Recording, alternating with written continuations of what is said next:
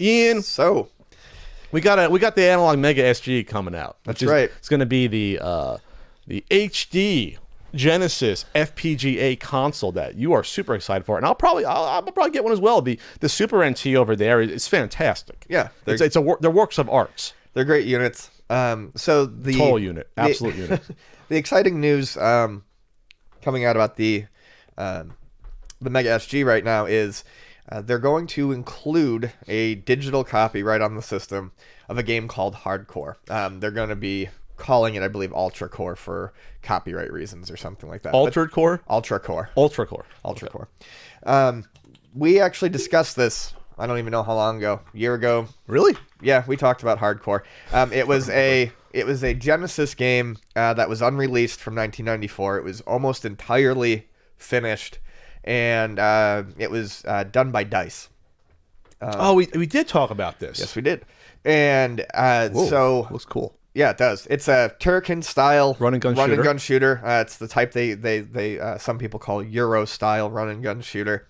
And that's because there's a lot of traversing, like vertically in levels as well, Yeah. going back. Yeah, Versus traditional run and gun, you just go forward. Right. It's not exactly like a Metroid game, but it's More there's exploration. lots of areas to explore. Sure. So Graphics are great. yeah, it looks wonderful, and yeah, it's going to be included, which is awesome. The same way they included the Super Turrican with the Super NT. Exactly. So this is fantastic. It'll give a lot of people a chance to play it. It's neat that, when you get this system, you're not gonna. It says it in this article, but I agree that you'll actually get to play a brand new game from that era. It's not an indie game that looks retro. It's a straight up Genesis title. So that should be pretty cool. This is great. Apparently they worked out a deal to include this, so that's good. The only known source code came from a single dead hard drive that was barely recovered. Yep. And that's what I mean about game preservation. A lot of this is very touch and go when it comes to these games seeing the light of day or not. Yeah. I mean, so there's games out there that the developers even don't know. Well, I don't know where that is. I don't know what could have happened to it. Oh, yeah. So that's why when this comes out, this is a joyous day when this stuff happens. And like I said, when you take a look, you get Smart Bomb, the green blaster twirls around real quick. It looks beautiful. The animation frames it just looks great. Yeah, like you said, it is like a Euro style sort of shooter. You're not going on a straight line really. It's almost like I'm trying to think of an analog, but besides a Super Terracon that you do this, where you're taking your time. I mean, there's a time limit, but you're traveling around the level, doing whatever you want to do, exploring. So this is going to cost. What is this going to cost? I believe it was $189. $189.99. Out of your mind? It's going to ship in April already.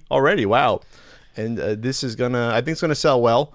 It'd be interesting to see after this what Analog has planned, because they would have covered the two major 16-bit systems. At that point, there's not a huge amount of cartridge systems left to go. Ian's really hoping for the FPGA PC Engine, I'm guessing. That's right. That would be revolutionary, I think. And then the modding scene will cry because no one will ever need to get a modded a PC Engine ever again. Well, I guess I'm ready for the CD games.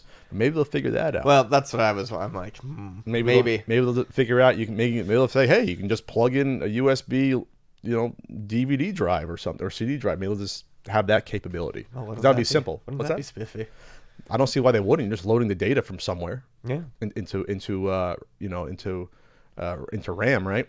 Or into read-only memory, whatever. The only thing that I could think of that'd be weird is that system is really touchy with drive speeds. Like if you're trying to burn a game and whatnot, you have to do it at like one speed. I wonder if you could even get a type of drive that would.